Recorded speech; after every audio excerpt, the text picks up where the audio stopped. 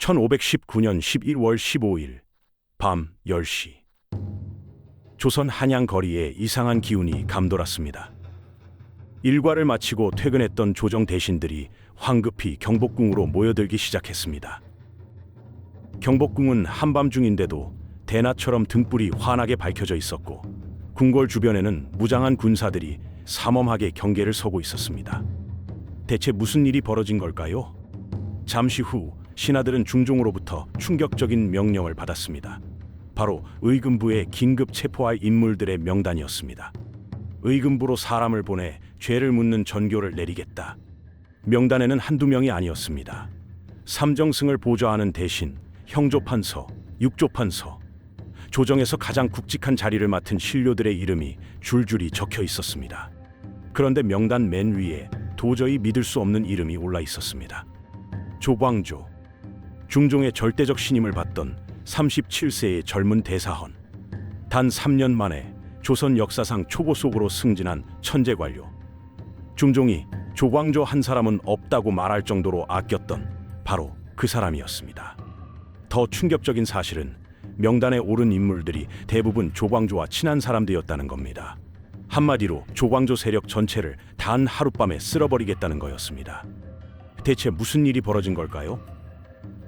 불과 며칠 전까지만 해도 중종은 조광조를 나의 유일한 신하라고 불렀습니다. 그런데 왜 갑자기 조광조를 역적으로 몰아 체포한 걸까요? 조광조는 대체 무슨 죄를 지었던 걸까요? 그리고 중종과 조광조 사이에는 무슨 일이 있었던 걸까요? 이 이야기는 단순한 권력 투쟁이 아닙니다. 너무 바른 남자의 비극, 그리고 완벽함이 오히려 독이 되어버린 조선시대 비극적인 역사적 사건입니다. 37세 젊은 개혁가의 몰락, 3년 만에 정점에 올랐다가 단 하룻밤에 무너진 남자 조광조의 이야기를 시작합니다. 1482년 8월 10일 한양의 한 기와집에서 우렁찬 울음소리와 함께 사내 아이가 태어났습니다. 오늘의 주인공 조광조입니다. 조광조는 당대 손꼽히는 명문가인 한양 조씨 집안에서 태어났습니다. 할아버지는 대사헌 출신이었고 아버지는 원부 감찰로 관리들의 비리를 적발하는 일을 했습니다. 완벽한 집안, 완벽한 환경이었습니다. 그런데 어린 조광조에게는 친구가 별로 없었습니다. 왜 그랬을까요? 실록에는 이렇게 기록되어 있습니다. 어렸을 때부터 장난치며 놀지 않았다. 이미 장성한 사람의 풍도가 있었고 조금이라도 남의 잘못을 보면 즉시 지적했다. 조광조는 어려서부터 행실이 무척 바르고 누군가 옳지 못한 행동을 하면 그 자리에서 꾸짖는 직설적인 어린이였던 겁니다. 어른들이 보기에는 만점짜리 바른 생활 어린이였지만 친구들은 조광조를 불편해했을 겁니다. 1498년 17살이 된 조광조는 고향을 떠납니다. 아버지가 평안도 어천으로 부임하게 되었는데 조광조는 아버지를 따라갔습니다. 보통은 가족을 데려가지 않는데 조광조는 굳이 평안도행을 선택했습니다. 왜 그랬을까요? 조광조가 만나고 싶은 사람이 평안도 근처에 있었기 때문입니다. 바로 김굉필이라는 선비였습니다. 김굉필은 당시 소학동자라는 별명을 가진 유명한 학자였습니다. 소학은 유학 입문서인데 김굉필은 소학의 가르침을 실천하는 것으로 유명했습니다. 어른이 부르면 네 하고 달려가는 등 기본을 중시하는 선비였죠. 조광조는 생각했습니다. 저 사람이 내 스승이다. 그런데 문제가 있었습니다. 김굉필은 시국 사범이었습니다. 연산군이 가장 위험하게 여기는 인물이었던 겁니다. 1498년 무오사화가 일어났을 때 김갠필은 유배형에 처해졌습니다. 연산군은 김종직의 제자들을 탄압했고 김굉필도 그중 한 명이었습니다. 조광조가 김굉필을 스승으로 모시는 건 목숨을 거는 일이었습니다. 가문까지 화를 입을 수 있었습니다. 하지만 조광조는 개의치 않았습니다. 17세 조광조는 김굉필의 문화에서 공부하며 도덕을 중시하는 유학자로 성장했습니다. 그런데 몇 달 후 조광조에게 충격적인 소식이 전해집니다. 1504년 갑자사화가 일어나면서 스승 김굉필이 유배지에서 효수형에 처해진 겁니다. 머리를 잘라 장대에 매달아 거리에 전시한 겁니다. 조광조는 그 참혹한 광경을 듣고 결심했습니다. 이 나라에는 도가 없다. 나는 관직에 나가지 않겠다. 22세 조광조는 출세를 포기했습니다. 도가 없는 세상에서 벼슬 한들 무슨 의미가 있겠냐는 거였죠. 하지만 조광조의 생각은 곧 바뀝니다. 1506년 9월 연산군을 몰아내고 중종 반정이 일어난 겁니다. 조광조는 생각했습니다. 이제 내가 원하던 시대가 온 것인가? 1510년 봄 29세가 된 조광조는 진사시에 장원 급제하며 성균관에 입성했습니다. 그리고 1년도 안 되어 조광조는 성균관의 화제 인물이 되었습니다. 무슨 일이 있었을까요? 조광조가 성균관에 새로운 학풍을 만들었기 때문입니다. 그는 도학 수련을 강조했습니다. 성리학을 단순한 학문 연구로 끝내는 것이 아니라 실제 생활에서 윤리와 도덕을 실천하고 학문과 행실이 일치해야 한다고 역설하며 유생들을 독려했습니다. 기록을 보면 이렇습니다. 함부로 말하지 않고 옷을 흐트러뜨리지 않으며 종일토록 단정하게 앉아서 손님을 대하는 것처럼 했다. 그것을 본받는 자가 많았다. 조광조는 남이 보지 않는 곳에서도 항상 단정한 자세를 유지했습니다. 연산군 시대의 흐트러진 질서를 바로잡고 싶었던 유생들에게 조광조는 완벽한 롤모델이었습니다. 조광조는 관직에 나가기도 전에 성균관 유생들의 마음을 완전히 사로잡았습니다. 1515년 가을 34세의 조광조는 드디어 대과에 합격했습니다. 그리고 중종은 조광조에게 파격적인 관직을 내렸습니다. 바로 사간원 정원이었습니다. 사간원 정원은 바른 말을 하는 관직이었습니다. 왕에게 직언을 올리는 언론기관의 핵심이었습니다. 품계는 높지 않았지만 정치적 비중은 매우 컸습니다. 조광조에게 딱 맞는 자리였습니다. 바른 말하는 게 직업이니까요. 그런데 조광조는 사간원 정원에 임명되고 불과 이틀 후 중종과 조정 신하들이 상상도 못한 일을 벌입니다. 조광조는 자신이 속한 사간원과 사원부 소속 관리들을 모두 해임하라고 상소를 올렸습니다. 이들과 함께 일할 수 없습니다. 대체 무슨 일이었을까요? 사건은 이랬습니다. 중종의 두 번째 왕비 장경왕후가 사망하자 일부 신하들이 첫 번째 왕비 단경왕후 신씨를 복위시키자고 상소를 올렸습니다. 단경왕후는 중종이 진심으로 사랑한 여인이었습니다. 하지만 중종 반정 당시 반정 공신들이 단경왕후의 아버지를 죽였고 복수가 두려워 중종에게 왕후를 폐위하라고 강요했습니다. 즉위 7일 만에 중종은 사랑하는 아내를 폐위시켜야 했습니다. 그런데 장경왕후가 죽자 신하들이 다시 단경왕후 복위를 제안한 겁니다. 중종은 내심 그러고 싶었지만 후계 구도 문제 때문에 결정을 못 내렸습니다. 그리고 사간원과 사헌부는 복위를 제안한 신하들을 사특한 말을 했다며 유배 보내라고 주장했습니다. 중종은 어쩔 수 없이 따랐습니다. 3개월 후 신입 사간원 정원 조광조가 이 문제를 다시 꺼낸 겁니다. 조광조는 중종에게 이렇게 말했습니다. 구원에 따라 진언한 말이 지나치더라도 쓰지 않으면 그만입니다. 어찌하여 다시 벌을 줍니까? 구원이란 임금이 신하에게 의견을 구하는 겁니다. 중종이 먼저 왕후 자리를 어떻게 하면 좋겠소 물어놓고 신하들이 답했다고 유배 보내는 건 모순이라는 지적이었습니다. 조광조는 계속 말했습니다. 언로를 보호해야 할 사간원과 사헌부가 오히려 신하들의 의견을 막았습니다. 저는 이런 사람들과 함께 일할 수 없습니다. 해임해 주십시오. 조광조의 논리에 반박할 수 없던 중종은 결국 대간을 전원 교체했습니다. 취임 이틀 차 신입이 조직 전체를 뒤엎은 겁니다. 그리고 이 사건으로 조광조는 중종의 눈에 완전히 들어왔습니다. 중종은 생각했습니다. 조광조야말로 내가 찾던 신하다. 연산군은 자신의 곁에 아첨하는 자들만 남겨두었습니다. 하지만 중종은 정반대의 왕이 되고 싶었습니다. 듣기 싫은 말이라도 신하의 말이 옳다면 따르겠다. 이상적인 유교 정치를 꿈꾸던 중종은 조광조에게 전적으로 의지했습니다. 그래서 중종은 아침, 점심, 저녁으로 경연을 열었습니다. 경연에 자주 참여하는 조광조와 가족보다 더 자주 만나는 셈이었습니다. 퇴계 이황은 조광조와 중종의 관계를 이렇게 평가했습니다. 자기 몸을 돌보지 않고 오직 왕의 일만을 생각하는 신하로서 착한 임금의 성대한 시대를 만나 상하가 서로 기뻐하니 천년에 한 번 있을까 말까 한 좋은 때라고 할 것이다. 완벽한 궁합이었습니다. 그리고 1518년 8월 1일 홍문관 부재학이던 조광조는 결연한 표정으로 중종에게 상소를 올렸습니다. 그릇된 풍속을 이어오다 보니 오늘날에 이르렀으니 천하에 더럽게 물든 것을 바로 씻어버려야 할 때입니다. 어찌하여 주저하십니까? 조광조가 저격한 그릇된 풍속이란 대체 무엇이었을까요? 바로 소격서였습니다. 소격서는 하늘과 별을 향해 제사를 지내는 도교식 관청이었습니다. 조선 왕실에서는 가뭄, 홍수 같은 천재지변이 일어나거나 왕이 병에 걸렸을 때 소격서에서 제사를 지냈습니다. 조광조는 말했습니다. 유교 국가인 조선에서 이단인 도교를 신봉하는 것은 용납할 수 없습니다. 그런데 중종의 첫 반응은 단호했습니다. 소격서는 폐지할 수 없다. 왜 그랬을까요?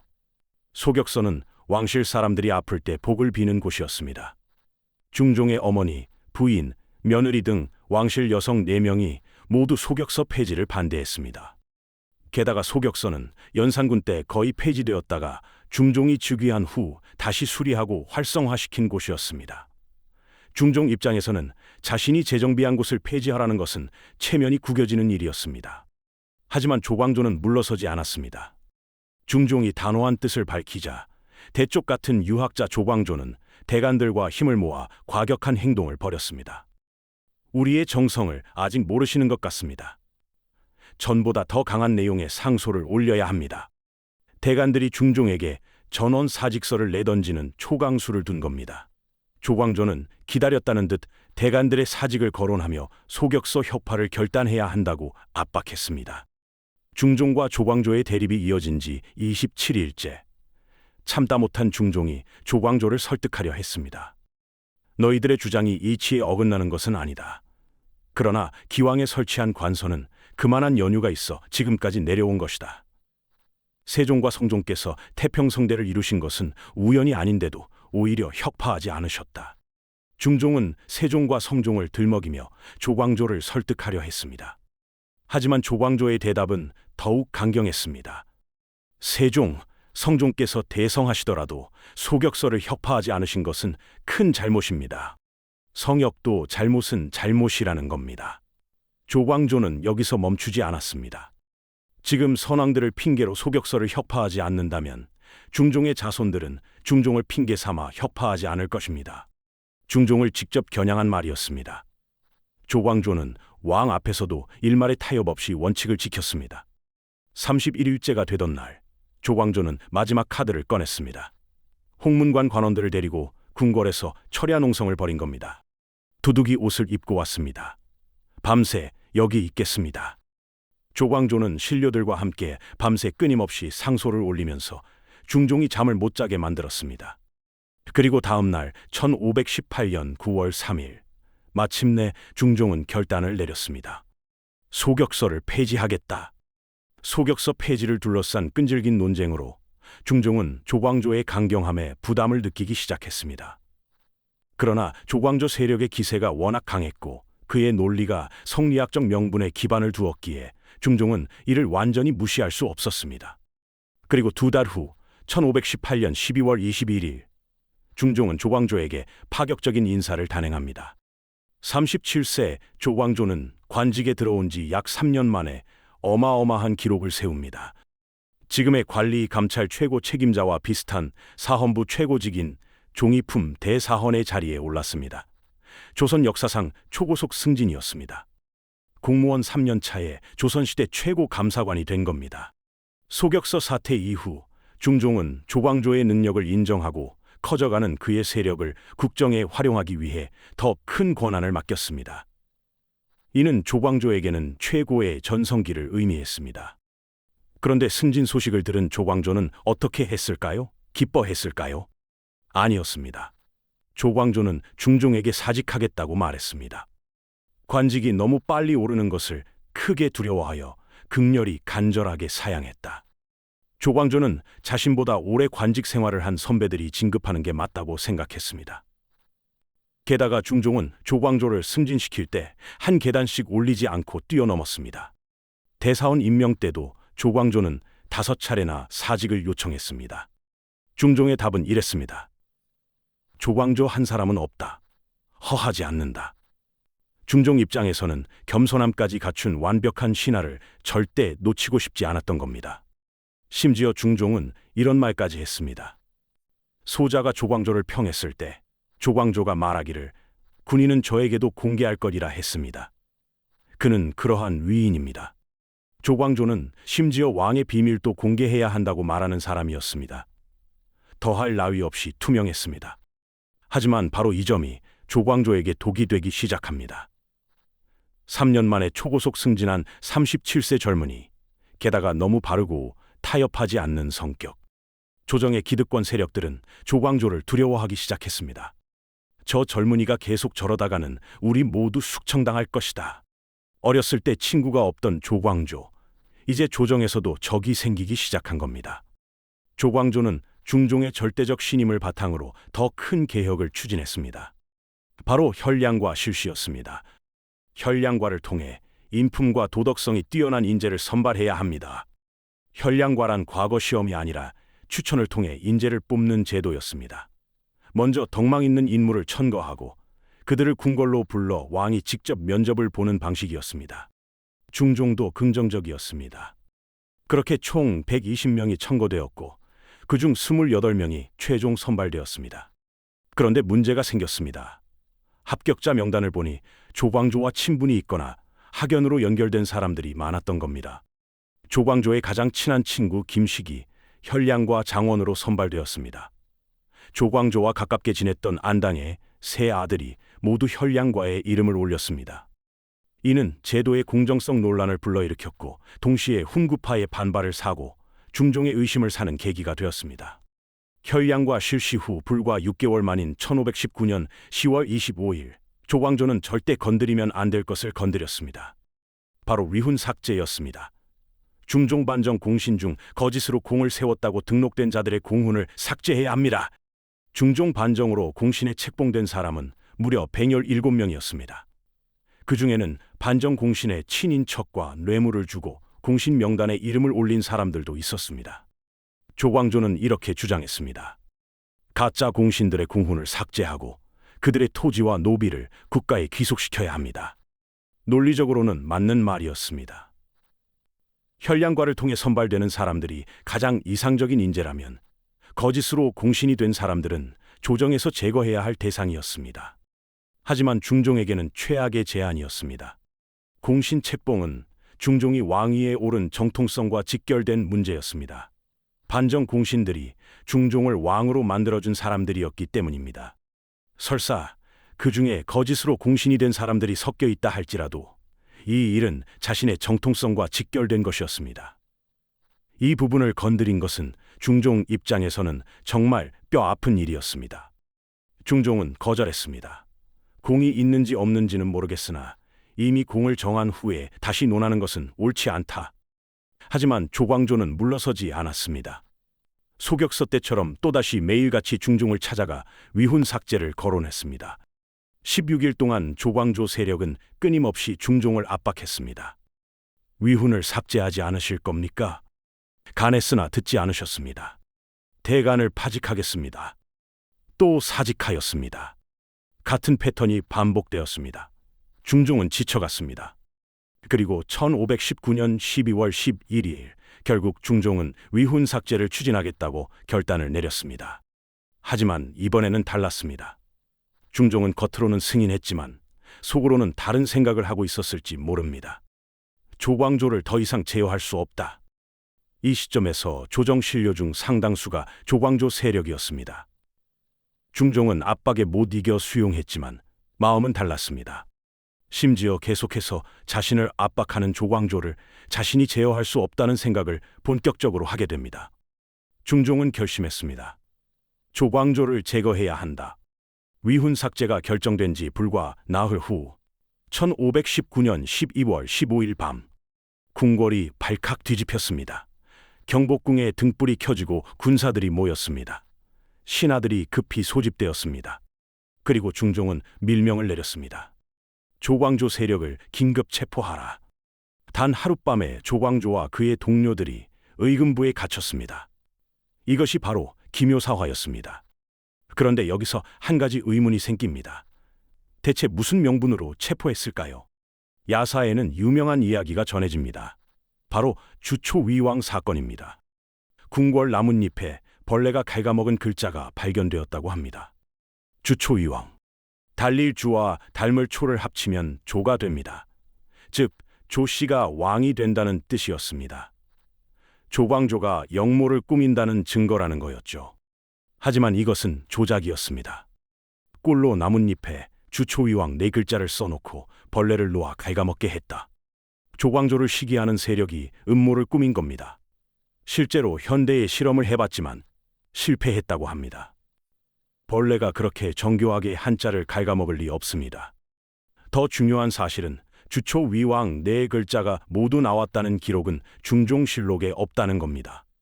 주초라는 말만 있고 위왕까지 나왔다는 것은 후대 선조실록이나 야사에만 등장합니다. 뭔가 중종의 마음을 움직인 참소 형태의 소문은 있지 않았을까 정도만 추정해 볼 수 있습니다. 그렇다면 진실은 무엇일까요? 주초위왕 사건은 조광조를 제거하는 결정적 이유가 아니었습니다. 그것은 명분일 뿐이었습니다. 진짜 이유는 혈량과 실시와 위훈 삭제였습니다. 혈량과로 조광조 세력이 확대되었고 위훈 삭제로 중종의 정통성이 위협받았습니다. 중종은 조광조에게 피로감과 두려움을 느끼고 있었습니다. 조광조가 너무 강해졌다. 이대로 두면 내 왕권이 위험하다. 반정 공신들도 중종을 압박했습니다. 전하, 조광조가 전하를 폐위하고 자신이 왕이 되려 한다는 소문이 있습니다.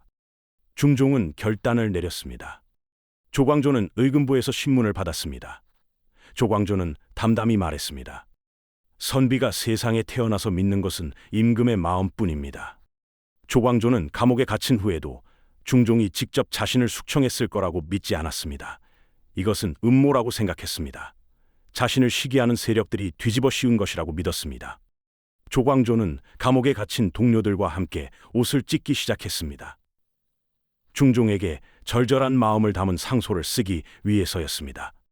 임금이 계신 곳이 막혀 있어 소통할 길이 없습니다. 말씀드리지 못하고 영원히 하직하면 실로 차마 견딜 수 없는 일입니다. 조광조는 중종에게 애원했습니다. 제발 한 번만 만나 주십시오. 저의 이야기를 들어주십시오. 중종의 심정은 어땠을까요? 마지막일 수도 있었습니다. 한 번쯤 만나서 들어보고 싶지 않았을까요? 하지만 중종의 답은 냉혹했습니다. 조광조를 사사하라. 중종은 조광조의 옥중 상소를 본 후 이렇게 말했습니다. 붕당을 형성한 죄가 무거우니 조광조에게 죽음을 내리는 것이 합당하다. 중종은 조광조의 애원에도 결코 그를 만나주지 않았습니다. 야사는 중종의 이런 냉혹한 태도를 두고 이렇게 표현했습니다. 조금도 가엾고 불쌍히 여기는 마음이 없으니 전일 사랑하던 일에 비하면 마치 두 임금에게서 나온 일 같다. 그렇게 사랑하던 사람이 왜 이렇게 냉담해졌을까요? 마치 다른 사람 같았습니다. 1519년 12월 16일 조광조는 능주로 유배를 떠난 지 한 달 만에 사약을 받았습니다. 조광조는 마지막 순간 이런 시를 읊었다고 합니다. 임금 사랑하기를 부모 사랑하듯 하였고 나라 걱정하기를 집 걱정하듯 했네. 조광조의 지심이 느껴지는 구절입니다. 하지만 역설적이게도 그 정도로 굳이 하지 않았으면 조광조는 사약을 받지 않았을 겁니다. 조광조의 사랑 방식이 중종에게는 부담이 되었던 겁니다. 본인의 사랑하는 방식이 다른 사람에게 부담이 될 수 있었던 겁니다. 조광조는 충성을 노래하는 시로서 마지막까지 중종에 대한 변치 않는 신하의 마음을 드러냈습니다. 그리고 1519년 12월 21일 조광조는 38세의 젊은 나이로 삶을 마감했습니다. 중종의 절대적 신임을 받은 지 불과 4년 만의 일이었습니다. 조광조가 죽은 후 중종은 어떻게 되었을까요? 중종은 조광조를 죽인 것을 후회했을까요? 기록을 보면 복잡한 심정이 드러납니다. 내가 조광조를 죽인 것은 부득이한 일이었다. 부득이했다는 건 원하지 않았지만 어쩔 수 없었다는 뜻입니다. 중종은 조광조를 죽이고 싶지 않았지만 자신의 왕권을 지키기 위해 어쩔 수 없이 선택한 겁니다. 조광조 사후 약 50년 뒤인 1568년, 선조는 조광조를 복권시키고 영의정에 추증했습니다.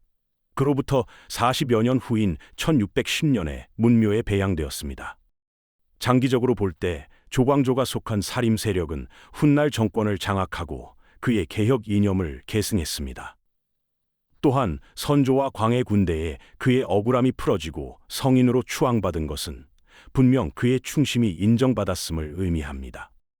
하지만 다른 시각에서는 그의 지나치게 급진적인 개혁 방식이 결국 수많은 선비들의 희생을 낳았고 당시 중종의 입장에서 왕권을 위협하는 행위였기에 그의 방식이 현실 정치에서 과연 옳았는지에 대한 논란은 여전히 남아 있습니다. 하지만 조광조는 자신이 남긴 파장이 훗날 조선의 역사를 크게 바꿀 것을 알지 못했습니다. 38세의 젊은 나이에 사약을 받고 세상을 떠났기 때문입니다. 조광조는 시대를 앞서간 급진적 이상주의자이자 도덕적 이상을 현실 정치에 구현하려다 실패한 비극적 인물로 역사에 기록되었습니다. 비록 그의 개혁은 좌절되었지만 그가 뿌린 살림의 씨앗은 훗날 조선의 지배 세력으로 성장하여 그의 뜻을 이어갔습니다. 이처럼 조광조의 삶과 죽음은 조선시대의 정치와 사상의 흐름을 이해하는 데 중요한 의미를 남겼습니다. 깊은 신뢰관계일수록 그 관계가 깨졌을 때의 작은 균열도 크게 느껴지는 법입니다. 서로에 대한 기대치가 너무 높았기에 작은 오해나 외부의 이간질이 치명적인 결과를 낳았을 것입니다. 단순한 정치적 반대 세력의 제거를 넘어 한때 가장 믿고 따랐던 사람을 가장 잔인하게 숙청했다는 점에서 그 비극성이 더욱 두드러지는 이야기였습니다. 오늘 이야기가 여러분에게 어떤 의미로 다가갔는지 궁금합니다. 구독과 좋아요는 더 좋은 역사 이야기를 만드는 데 큰 힘이 됩니다. 다음에도 흥미진진한 역사 이야기로 찾아뵙겠습니다. 감사합니다.